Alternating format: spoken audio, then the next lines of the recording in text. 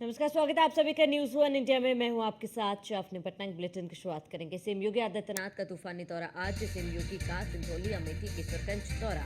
CM योगी BJP प्रत्याशी के लिए करेंगे प्रचार। 12:05 पर मोहनलालगंज लोकसभा क्षेत्र में जनसभा।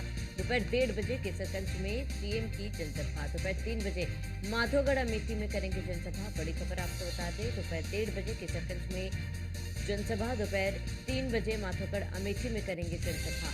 सीएम योगी आदित्यनाथ का तूफानी दौरा आज। बड़ी खबर आपको बता दें, जहां सिंधौली, अमेठी, किशोरगंज दौरे पर रहेंगे सीएम।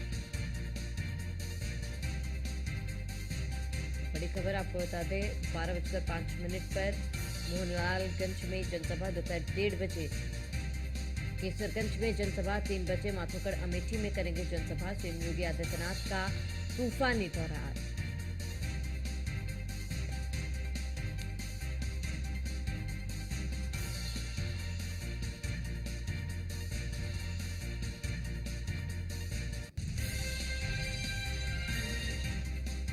तो दोपहर 3 माधोगढ़, अमेठी में करेंगे जनसभा। बड़ी खबर आपको बता दें, सीएम योगी आदित्यनाथ का धुआंधार प्रचार और सीएम योगी का सिंधौली, अमेठी, केसरगंज में दौरा।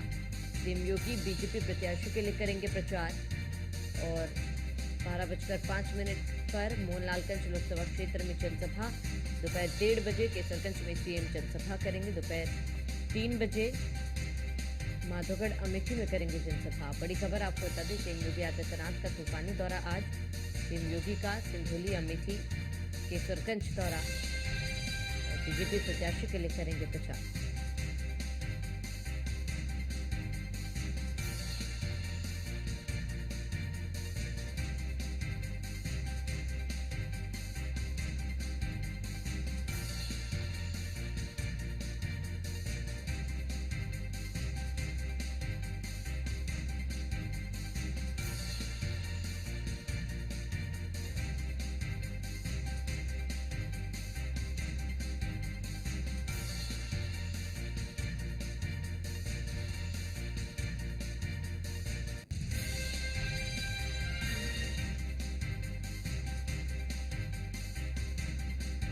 सीएम योगी बीजेपी प्रत्याशी के लिए करेंगे प्रचार और कई जगहों पर जनसभा करेंगे सीएम। दोपहर 1:30 केसरगंज में सीएम योगी आदित्यनाथ की जनसभा। 3 माधोगढ़, अमेठी में प्रचार और सीएम योगी आदित्यनाथ का तूफानी दौरा आज। सीएम योगी का सिंधौली, अमेठी, केसरगंज दौरा।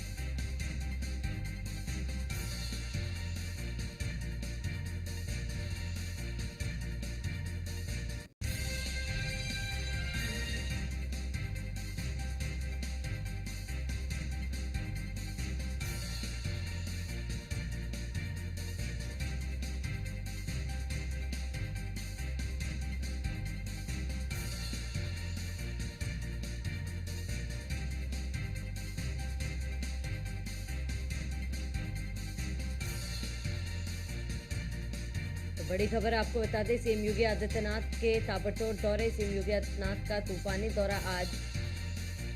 सिंधौली, अमेठी, केसरगंज दौरे पर है सीएम। सीएम योगी बीजेपी प्रत्याशी के लिए करेंगे प्रचार। 12:05 पर मोहनलालगंज लोकसभा क्षेत्र में जनसभा। दोपहर 1:30 केसरगंज में सीएम की जनसभा।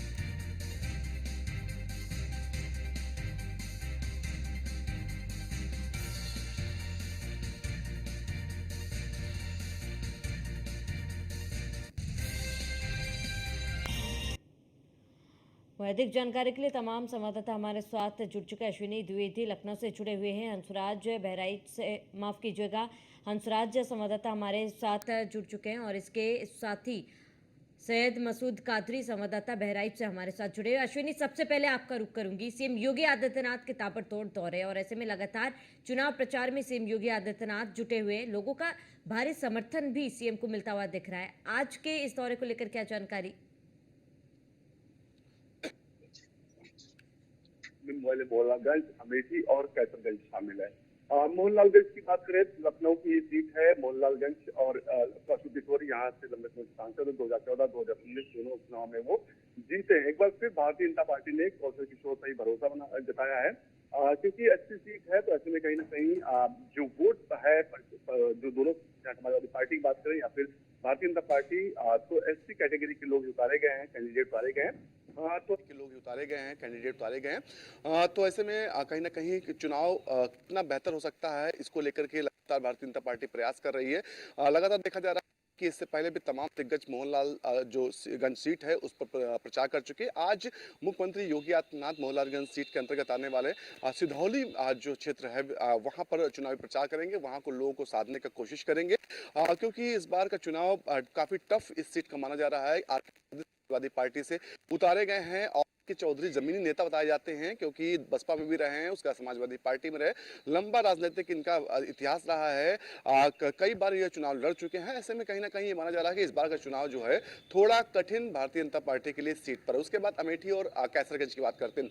अमेठी दौरा है, अमेठी के लिए कहीं ना कहीं जो भारतीय जनता पार्टी के कैंडिडेट हैं वो इसमें तैनानी है। वहीं अगर बात करें कांग्रेस के जो कैंडिडेट हैं गठबंधन के तहत, वो किशोरी लाल शर्मा को बनाया गया। किशोरी लाल शर्मा जो है गांधी परिवार के दूत कहे जाते हैं, यानी कि कोई भी संदेश होता था, कोई भी काम होता था अमेठी और रायबरेली में, तो उसकी जिम्मेदारी किशोरी लाल की होती थी।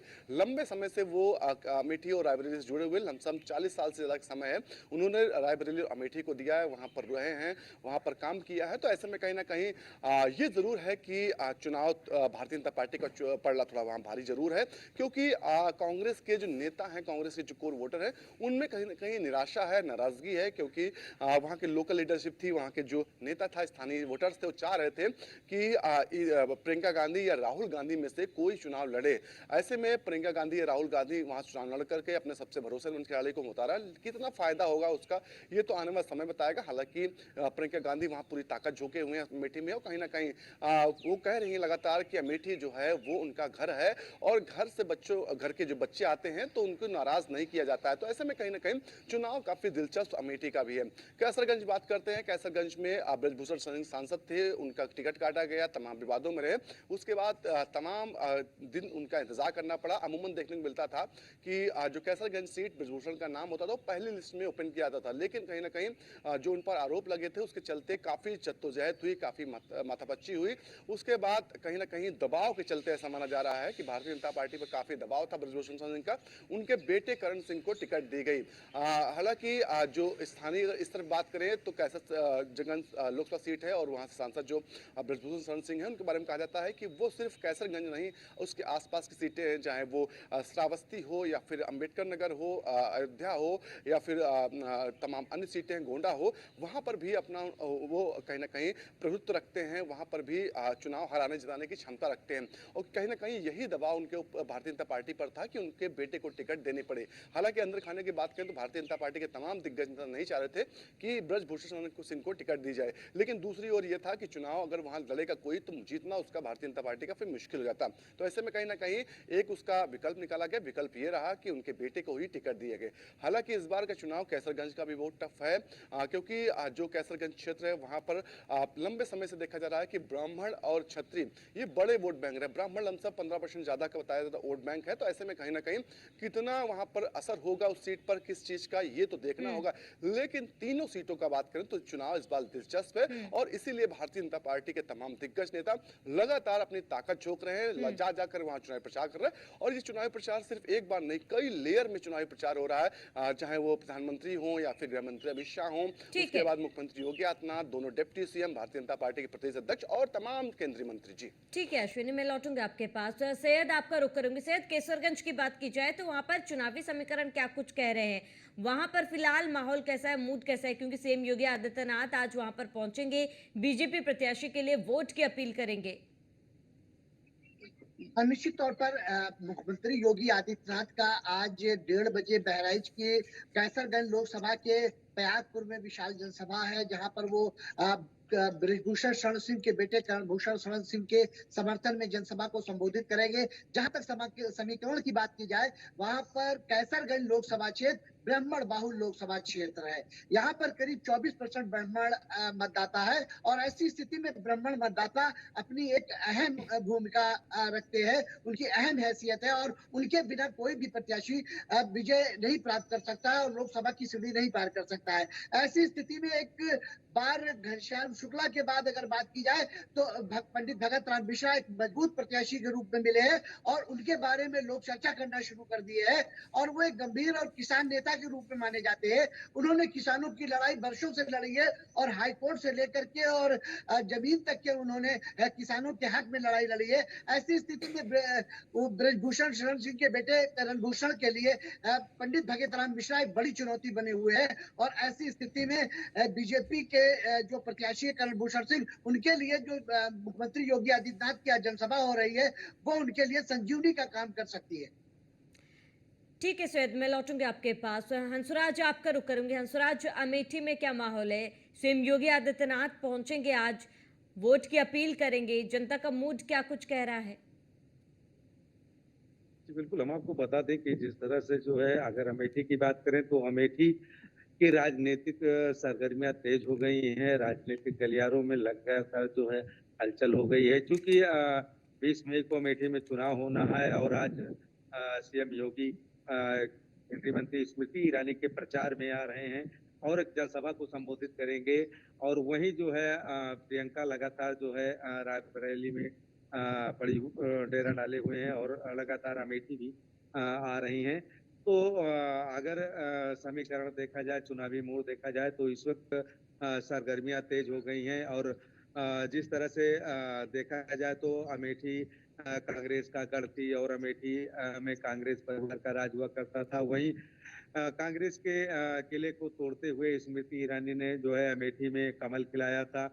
2019 से लगातार स्मृति ईरानी अमेठी में लोगों के बीच में है और वहीं अमेठी की जनता जिस तरह से जो है गांधी परिवार की मांग कर रही थी, कांग्रेसी कार्यकर्ता जो है वो गांधी परिवार में किसी की मांग कर रहे थे कि गांधी परिवार से कोई अमेठी का चुनाव लड़े, लेकिन गांधी परिवार से चुनाव न लड़ करके जो है गांधी परिवार के नजदीकी केएल शर्मा को जो है अमेठी से चुनाव लड़ाया गया। तो वही जो है जिस तरह से लगातार 5 साल स्मृति ईरानी लगातार क्षेत्र में बनी रही और वही 2 महीना से जो है चुनाव नजदीक आते ही 2 महीने से ही अमेठी में डेरा डाल दिया है। अपने आवास पर वो लगातार जो है रुकती है और क्षेत्र में नुक्कड़ सभाओं के जरिए और लोगों से मुलाकात करती हैं। और वहीं अगर बात करें तो जिस तरह से जो है कांग्रेस ने अपना प्रत्याशी घोषित करने में देरी किया और ऐन समय पे जिस दिन जो है नामांकन था उस दिन जाकर के ये फाइनल हो पाया कि कांग्रेस का प्रत्याशी केएल शर्मा है। तो कहीं ना कहीं जो है एक ये भी देखा जा सकता है कि केएल शर्मा को आना था तो पहले आते और लोगों के बीच में जाते, लोगों से जनसंपर्क करते। तो कहीं ना कहीं कांग्रेस जो है वो प्रत्याशी भी बहुत लेट दिया है। फिलहाल केएल शर्मा जब से अमेठी में आए हैं लगातार जो है अमेठी में बने हुए हैं और लोगों के बीच में जा रहे हैं और जनसभाएं कर रहे हैं, लोगों से मुलाकात भी कर रहे हैं और अपना 40 साल का जो है वो अमेठी के लोगों से जोड़ रहे हैं कि मैं 40 साल से अमेठी के लोगों के बीच में हूँ। फिलहाल देखने वाली बात होगी कि 20 तारीख को मतदान होगा और ठीक है हंसराज जी, मैं लौटूंगी आपके पास। अश्विनी, आप क्योंकि हम यहाँ पर बात कर रहे हैं अमेठी और केसरगंज की, अगर बात कर दे, दोनों ही संवाददाताओं ने समीकरण वहां पर क्या है, जनता का मूड क्या है वो समझा है। लेकिन अश्विनी, अगर केसरगंज की बात करें, आप एक तरह कहे तो ब्रजभूषण शरण सिंह के परिवार का गढ़ माना जाता है, लगातार उनके परिवार से कोई ना कोई सांसद बनता है। लेकिन अब जब उनका टिकट काट के उनके बेटे को उतारा गया है, क्योंकि उनके बेटे नए हैं और पहला चुनाव है उनका, क्या लगता है क्या असर पड़ेगा? और इसके साथ ही अगर अमेठी की बात की जाए अश्विनी, आपको लगता है कि क्योंकि एन मोमेंट में प्रत्याशी का नाम घोषित किया गया, केएल शर्मा को प्रत्याशी बनाया गया है, उनके हाथ में समय कम है, अगर समय ज्यादा होता तो चुनाव और ज्यादा रोचक होता अश्विनी? बिल्कुल, अगर बात करें कैसरगंज और अमेठी दोनों लोकसभा सीटों की, पहले कैसरगंज की बात करते हैं। अमेठी दोनों लोकसभा सीटों की, पहले कैसरगंज की बात करते हैं। कैसरगंज सीट की पिछले बार जीत हार का अंतर बताएं तो लमसम 2 लाख से ज्यादा का जो अंतर था जीत हार का, लेकिन उस बार जो कैंडिडेट थे वो यादव चेहरा था। यादव समाज से आने वाले व्यक्ति को उतारा था समाजवादी पार्टी ने, जिसका कहीं ना कहीं कोई खासा फायदा नहीं मिला था। हालांकि ब्राह्मण बाहुल्य सीट है तो ऐसे में ब्राह्मण चेहरे को उतार कहीं ना कहीं एक बड़ा गेम समाजवादी पार्टी ने सोची समझी साजिश सोची समझी जो रणनीति के तहत उतारा गया है। और ब्राह्मण बाहुल क्षेत्र में अगर ब्राह्मण वोट बंटवारा होता तो निश्चित तौर पर जो करण भूषण सिंह है उनकी राह आसान नहीं होगा, क्योंकि अमूमन देखने को मिलता है राजनीति करना और राजनीति की विरासत जो सौंपना, दोनों में अंतर होता है। मुलायम सिंह यादव और अखिलेश यादव में जमीन आसमान का अंतर। मुलायम सिंह यादव जमीनी नेता हमेशा माने गए और वो जब तक जिंदा रहे तब तक समाजवादी पार्टी से लोगों का जुड़ाव रहा, ज्यादा जुड़ाव रहा, और जब भी वो सड़कों पर उतरे या फिर खड़े हुए कहीं तो लोग उन मजमा लगता था, लोग उनको सुनना चाहते थे। लेकिन अखिलेश यादव में वो चीज नजर नहीं आती है। अखिलेश यादव में चुनाव लड़ने का तरीका वो नहीं होता, लोग उतना पसंद भी नहीं करते। तो ऐसे में कहीं ना कहीं जो विरासत अब करण भूषण सिंह को मिली है, क्या वाकई में जनता उसको स्वीकार करेगी? क्योंकि अमूमन ऐसा देखने को मिलता है कि इस परिस्थिति में कहीं ना कहीं एक गुप्त आरोप लगने शुरू हो जाते हैं कि क्या अपने बेटे को इस तरह की विरासत सौंपी जा सकती है? क्या अपने परिवार के लिए राजनीति ये व्यक्ति कर रहा है, या कोई भी व्यक्ति होता है उसके लिए कहा जाता है, क्या जो पुराने कार्यकर्ता हैं जो उनके साथ जुड़े हुए थे, क्या वो इतने नाकाबिल थे कि उनको कैंडिडेट नहीं बनाया जा सकता था? तो ऐसे में कहीं ना कहीं अंतर कला की स्थिति बनती है। तो कैसरगंज का चुनाव इस बार का काफी दिलचस्प होने जा रहा है, क्योंकि ब्राह्मण चेहरा है, ब्राह्मण बाहुल सीट है, और ऐसे में अगर ब्राह्मण भारतीय जनता पार्टी से मुंह मोड़ता है या फिर बंटवारा भी होता है, 50-50% का बंटवारा भी होता है, तब भी करण भूषण के लिए यह आसान नहीं होगी, सीट टफ होगी। अमेठी की बात करते हैं। अमेठी में कैंडिडेट जो उतारा गया, संशय बनाए रखा गया। अंतिम दिन जिस दिन चुनाव होना था, नामांकन होना था, अंतिम दिन चयन हुआ कि आखिर कैंडिडेट कौन होगा। ऐसे में कहीं ना कहीं जो स्मृति ईरानी पिछले 10 सालों का है, 2014 का चुनाव हारी थी, लगातार 5 साल अमेठी में बनी रही, आती जाती रही, 2019 का चुनाव जीती, मंत्री फिर से बनी, और उस दौरान भी लगभग हर महीने उनका दौरा अमेठी का लगता था। एक और तो ये ताकत उनकी है, और उन्होंने राहुल गांधी जैसे बड़े नाम को हराया था।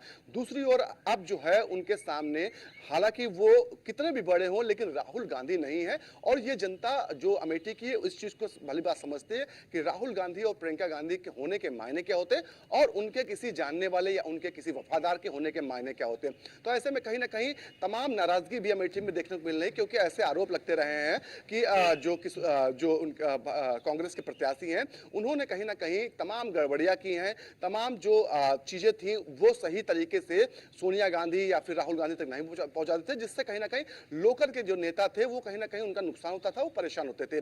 तो निश्चित तौर पर कहीं ना कहीं अब उन नेताओं के लिए बदला लेने का भी समय है, क्योंकि अब राहुल गांधी है नहीं, वफादारी के लिए कोई जगह नहीं बचती, प्रियंका गांधी है नहीं। तो ऐसे में कहीं ना कहीं किशोरी लाल कितना काबिल साबित होते हैं, कितना कारगर साबित होते हैं, ये तो वोटर्स तय करेंगे। लेकिन एक दूसरी चीज भी है, क्योंकि अमेठी लगातार देखा गया लंबे समय से कांग्रेस का गढ़ रहा है। तमाम आंधियां चली, भारतीय जनता पार्टी की आंधी चली या किसी की आंधी चली, लेकिन इन सबके बावजूद भी अमेठी को हिलाना इतना आसान नहीं था। हालांकि पिछले चुनाव 2019 का राहुल गांधी हारे, लेकिन महज 50,000 वोट से हारे। लेकिन एक बड़े राजनेता के लिए 50,000 वोट से हारना भी बड़ी बात होती है, क्योंकि पिछला 2019 का चुनाव था वो बसपा के गठबंधन के साथ में था, और बसपा का कोर वोटर है, उस ऐसा माना जाता है वो कभी बदलता नहीं है, वो सीधी राह चलता है। लेकिन इन सबके बीच भी एक चीज आई थी, ऐसा आरोप लगते रहे लगातार कि समाजवादी पार्टी के जो वोटर्स थे वो तो कन्वर्ट हुए थे बसपा के लिए, लेकिन बसपा के वोटर्स कन्वर्ट नहीं हुए थे। तो बड़ी ही तिकड़म भरी राजनीति इस बार की अमेठी की है, और वहां का वोटर, वहां के लोकल लोग, लीडर भी समझ नहीं पा रहे कि आखिर क्या होने वाला। हालांकि एक तरफा चुनाव की कोई गुंजाइश नहीं है, क्योंकि कांग्रेस जो है वो पूरी ताकत झोंके हुए है। प्रियंका गांधी खुद कैंपेनिंग वहां कर रही हैं, लगातार देखा जा रहा अमेठी और रायबरेली वो जाकर के अपना संदेश दे रही है, बता रहे कि कांग्रेस ने उनके लिए क्या संघर्ष किया। और इससे भी कोई इनकार नहीं कर सकता कि कांग्रेस सरकार के दौरान अमेठी और रायबरेली को क्या कुछ नहीं मिला, वो बेहतर चीजें मिली जो किसी बड़े शहर में, चाहे लखनऊ हो या कानपुर तक को नहीं मिली, वो अमेठी और रायबरेली को मिली। तो इन चीजों का कहीं ना कहीं शुक्रिया भी जनता अदा लगातार करती आ रही, इस बार अदा करेगी या नहीं करेगा ये देखना होगा। ठीक है अश्विनी, आपका जुड़ने के लिए बहुत बहुत शुक्रिया। सैयद, आपका जुड़ने के लिए बहुत बहुत शुक्रिया। हंसराज, आपका भी जुड़ने के लिए बहुत बहुत शुक्रिया।